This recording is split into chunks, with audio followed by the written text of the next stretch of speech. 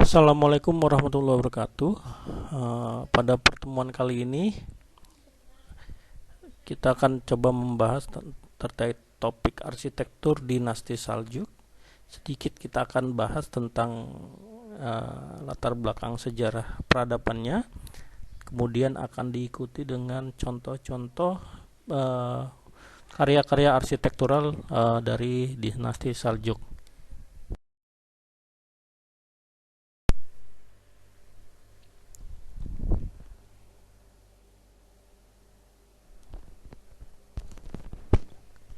Nama dinasti Saljuk diambil dari sebuah nama seorang tokoh yang berasal dari keturunan Turki, yaitu Saljuk bin Tukok.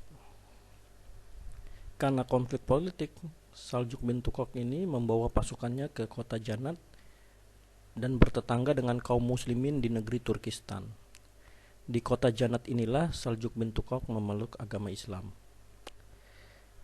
Dinasti Saljuk sendiri didirikan oleh Tughril Bek yang merupakan cucu Saljuk bin Tukok pada tahun 429 Hijriah atau 1038 Masehi setelah menghancurkan Daulah Ghaznawiyah.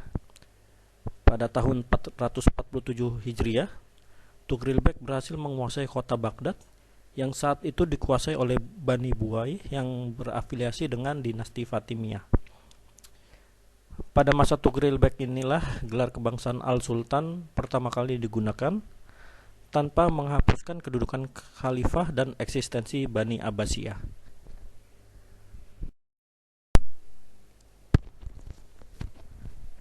Dalam kurun waktu 1 abad pemerintahan dinasti Seljuk, setidaknya ada 8 sultan yang memegang tampuk pimpinan saat itu. Yang pertama adalah Ruk al-Dunya wal al-Din Tughril Bek, kemudian ada Adud al-Daulah al-Aslan, Jalal al-Daulah Malik Shah, Nasir al-Din Mahmud 1, Ruk al-Din Barkiyaruk, Muiz al-Din Malik Shah 2, Giyat al-Din Muhammad 1, dan yang terakhir Muiz al-Din Sanjar. Di era Adud al-Daulah al-Aslan sampai Nasir al-Din Mahmud 1 dianggap sebagai masa keemasan dari pemerintahan dinasti Saljuk.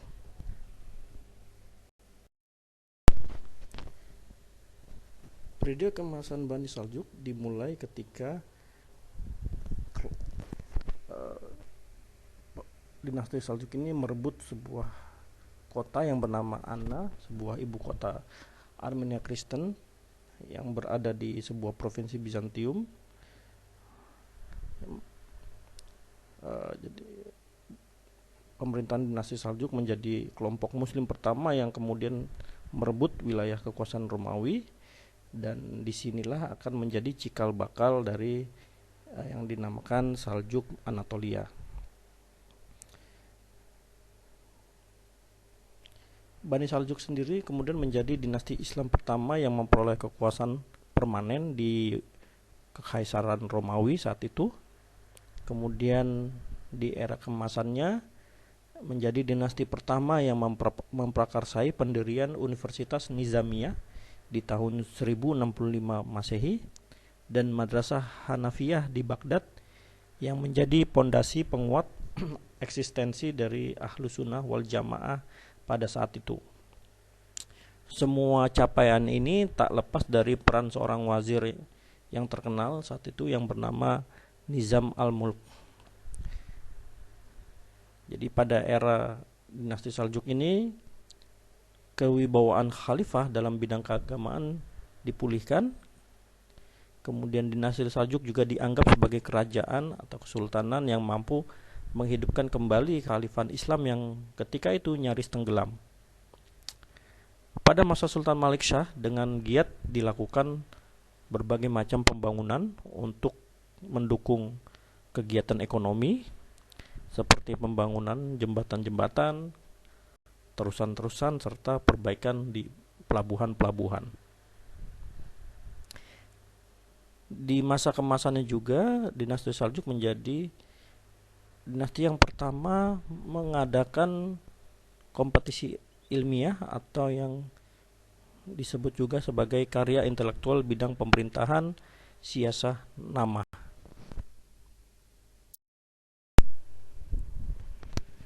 Wilayah Imperium Dinasti Seljuk sendiri terbentang sangat besar sehingga dapat dibagi menjadi 5 bagian. Yang pertama adalah Seljuk Besar atau Iran wilayahnya. Jadi meliputi Khurasan, Rai, Jabal, sebagian Irak, Persia, dan Ahwas. Seljuk Besar ini merupakan induk dari yang lain, di mana jumlah sek yang memerintah seluruhnya ada 8 orang. Kemudian yang kedua adalah Seljuk Al-Qawirdiyun atau di Kirman wilayahnya. Wilayah kekuasaannya berada di bawah keluarga Qawutbek Ibnu Dawud bin Ibnu Mikail Ibnu Seljuk, di mana ada 12 sek yang memerintah. Kemudian yang ketiga adalah Seljuk Al-Irak atau ada di wilayah Irak dan Kurdistan, dengan pemimpin pertamanya adalah Muhriz al-Din Mahmud.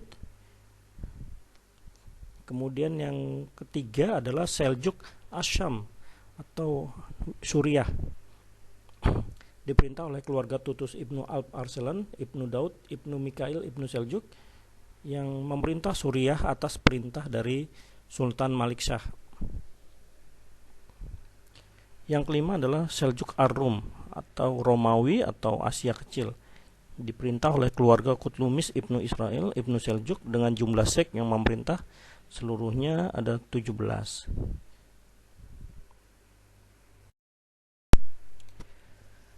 Periode kemunduran dari dinasti Seljuk sendiri dipicu oleh terjadinya pembunuhan kepada Wazir Nizam al-Muluk oleh kelompok Al-Hasasun yang berafiliasi dengan kaum Syiah Ismailiyah. Jadi setelah beliau dibunuh, maka tidak ada wazir-wazir sesudahnya yang mampu menyamai kapasitas dari Nizam al-Muluk. Kemudian terjadi juga disintegrasi wilayah kekuasaan dinasti karena sistem ekonomi yang semi-independen. Kemudian terjadi juga konflik perebutan kekuasaan antara dua putra Sultan Malik Shah.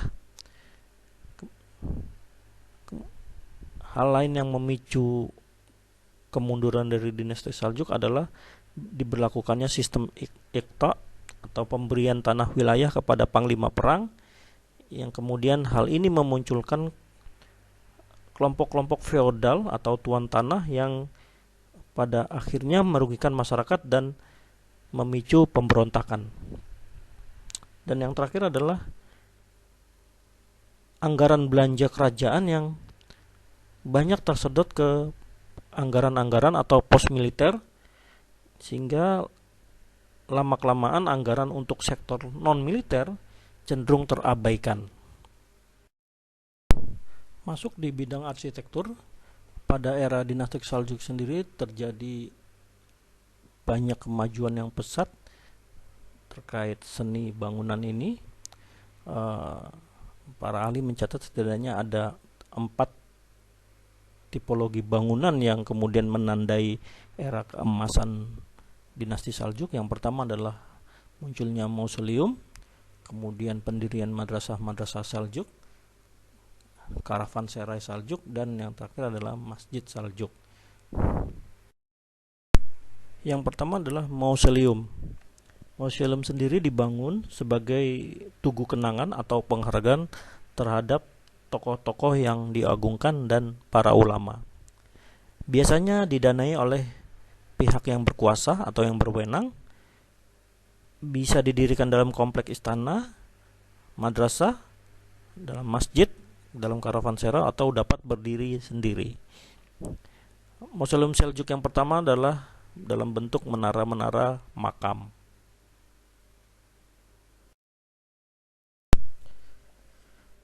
Mausoleum yang pertama adalah menara makam Toghrul Bek. Didirikan di abad ke-12 di kota Rey, Iran, dengan material utamanya tersusun dari bata dari lumpur. Bangunan ini memiliki ketinggian kurang lebih 20 meter, mempunyai ketebalan dinding yang bervariasi, antara 1,75 sampai dengan 2,75 meter. Eksteriornya sendiri berbentuk poligon dengan 24 sudut yang kemudian berfungsi juga sebagai elemen untuk menstabilkan struktur terhadap getaran atau terhadap guncangan.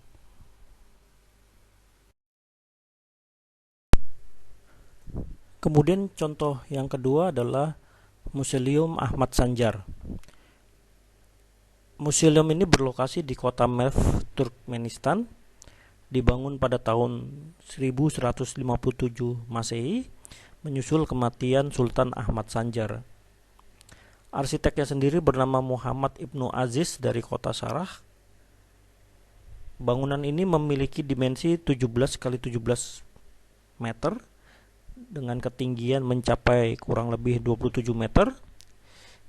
Dindingnya yang setinggi 14 meter itu tanpa dekorasi yang mencolok. Mausoleum ini sendiri tercatat sebagai contoh langka dari arsitektur Seljuk yang menandai perubahan yang signifikan dari menara makam Seljuk yang memiliki aksentuasi vertikal menuju proporsi yang lebih berbentuk persegi dengan penekanan terhadap ruang dalam atau ruang interior.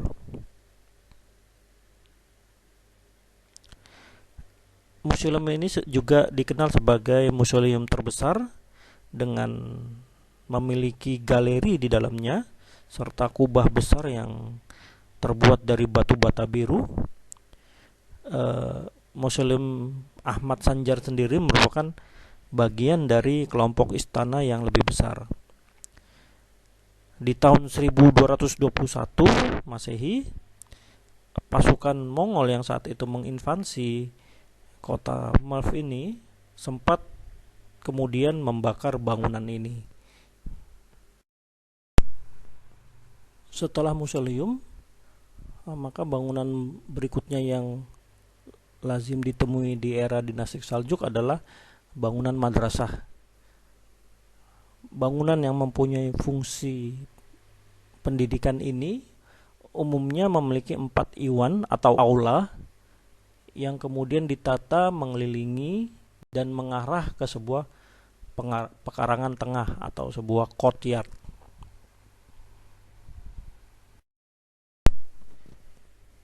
Contoh dari bangunan madrasah yang pertama adalah Madrasah Sirkali di Konya, Turki. Bangunan madrasah ini dirancang oleh seorang arsitek bernama Muhammad Oftus atau Osman Ibnu Mehmet di tahun 1242 Hijriah. Bangunan Madrasah Sirkali ini merupakan bangunan 2 lantai yang mengelilingi halaman terbuka atau sebuah courtyard.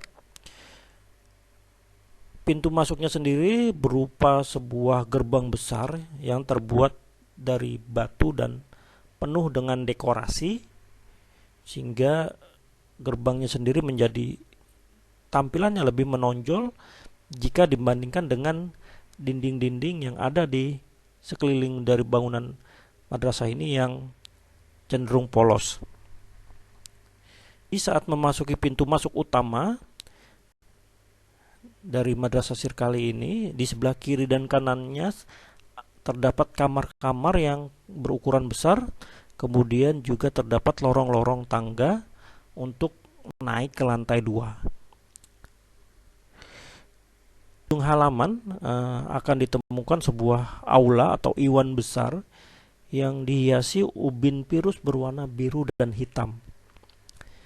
Di sisi courtyard atau halaman terletak kamar-kamar untuk para siswa atau santri.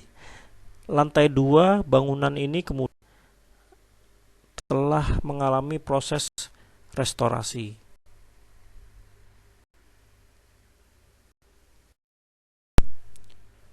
Kemudian contoh kedua dari madrasah di era dinasti Seljuk adalah Madrasah Sivas Gok atau Madrasah Gok di Sivas. Madrasah ini juga dikenal dengan nama Madrasah Celestial atau Madrasah Biru. dibangun pada tahun 1271 Masehi sebagai bangunan pendidikan di Sivas, Turki. Pembangunannya sendiri diinisiasi oleh seorang wazir bernama Sahib Atta Fakhreddin Ali dengan arsiteknya yang bernama Kaloyan dari Konya. Awalnya bangunan ini berlantai 2 dan dilengkapi dengan hammam atau pemandian umum ala Turki dan dapur dengan kapasitas 30 orang. Tapi saat ini hanya ada 13 ruangan yang masih bisa digunakan di lantai dasarnya. Di tahun 1823 Masehi sendiri sempat dipugar dan digunakan hingga tahun 1926. Bangunan Madrasah Gok ini memiliki ciri khas 2 minaret berketinggian 25 meter pada masing-masing sisi gerbangnya. Lebar bangunannya sendiri mencapai kurang lebih 32 meter dengan ukuran halaman di bagian dalam berdimensi 25 kali 15 meter. Ada 2 akses di dalamnya, yaitu akses yang pertama mengarah ke ruang sholat atau masjid, dan akses yang kedua mengarah ke ruang-ruang kelas. Kemudian tipologi bangunan yang ketiga di era dinasti Saljuk adalah karavanserai. Karavanserai ini merupakan tempat singgah atau semacam rest area bagi para pengelana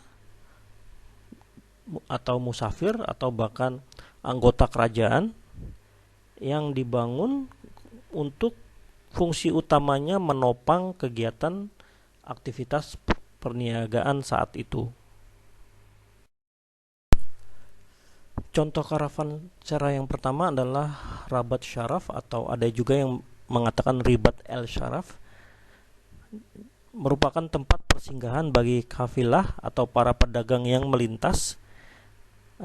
Terletak di daerah Razai, Provinsi Khurasan, Iran.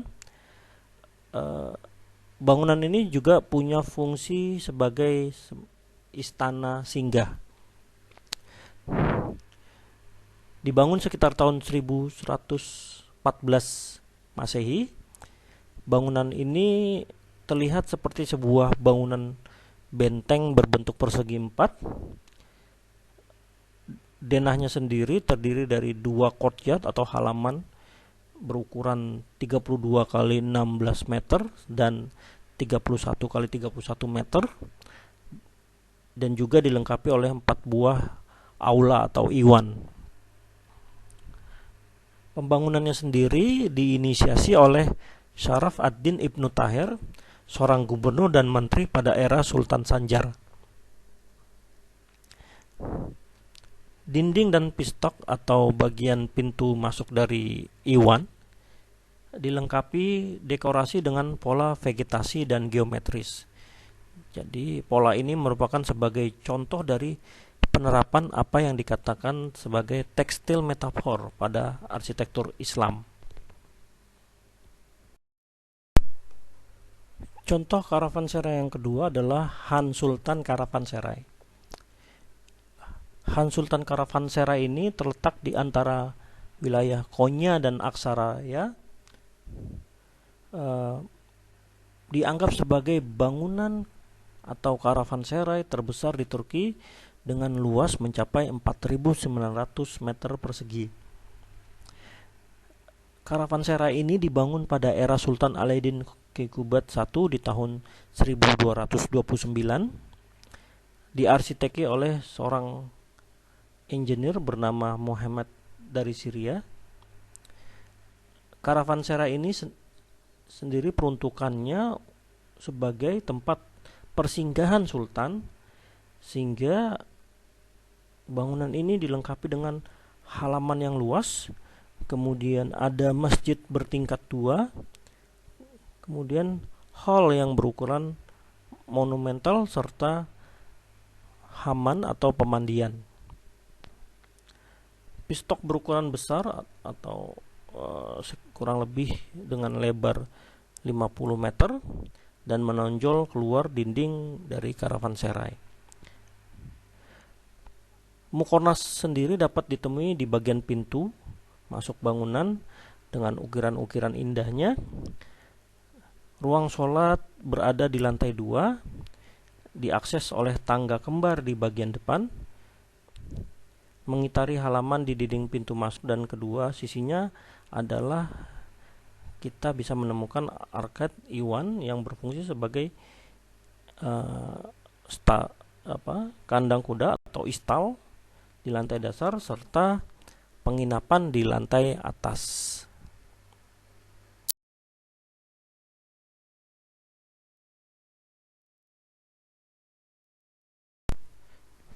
Yang terakhir untuk tipologi masjid adalah The Great Mosque of Isfahan atau Masjid Raya Isfahan. Masjid ini sendiri masih dapat kita temui saat ini. Masjid ini awal mulanya didirikan di awal-awal tahun pertama dari pasca peristiwa hijrah atau tahun hijriah. Tapi kemudian di era kekhalifahan Abbasiyah di abad ke-8, masjid ini sempat dipugar dengan gaya hypostyle-nya. Seiring waktu, kemudian masjid ini juga sempat terbakar hebat sehingga di abad ke-11 atau di era dinasti Saljuk, masjid ini dibangun ulang. Tampilan luarnya yang cenderung sederhana dengan warna bumi atau dengan warna tanah berbanding terbalik dengan kompleksitas dari dekorasi yang berada di bagian dalam dari bangunan Masjid Raya Isfahan ini. Kubah-kubahnya sendiri menawarkan sensasi bayangan sekaligus pencahayaan serta ventilasi bagi ruang-ruang yang berada di bawahnya.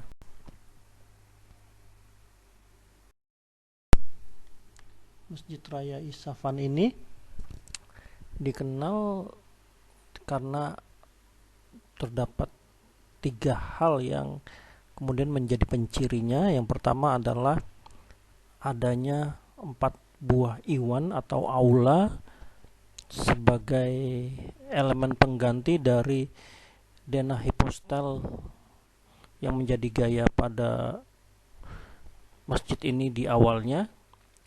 Kemudian menggunakan sistem kubah atau pembangunan kubah-kubah yang cukup banyak di bagian masjid. Dan yang ketiga adalah penerapan mukornas berukuran besar sebagai elemen penghias permukaan-permukaan masjid, terutamanya di bagian kubah. Sebagai kesimpulan, dinasti Saljuk sendiri mempunyai banyak kontribusi inovatif terhadap perkembangan arsitektur Islam. Yang pertama adalah di era dinasti Saljuk ini mulai diperkenalkan konsep baru perancangan masjid dengan sistem 4 iwan atau aula. Kemudian terjadi juga perluasan fungsi madrasah untuk proses pendidikan di dunia Islam. Kemudian di era dinasti Saljuk sendiri, museum mengalami perluasan dan elaborasi dalam hal perancangannya. Karavanserai juga dikenal di era dinasti Saljuk ini. Secara fisik penggunaan kubah juga yang berbentuk rucut mulai ditemui di era dinasti Saljuk ini, dan penggunaan motif pada mukornas juga menjadi hal yang umum ditemui di era dinasti Saljuk. Yang terakhir adalah kemudian memperkenalkan elemen pertama dari seni barok yang kemudian akan menyebar dan berpengaruh ke Eropa di abad ke-16. Terima kasih telah menyimak materi Khasanah Arsitektur Islam untuk dinasti Seljuk. Wabillahi taufiq wal hidayah. Wassalamualaikum warahmatullahi wabarakatuh.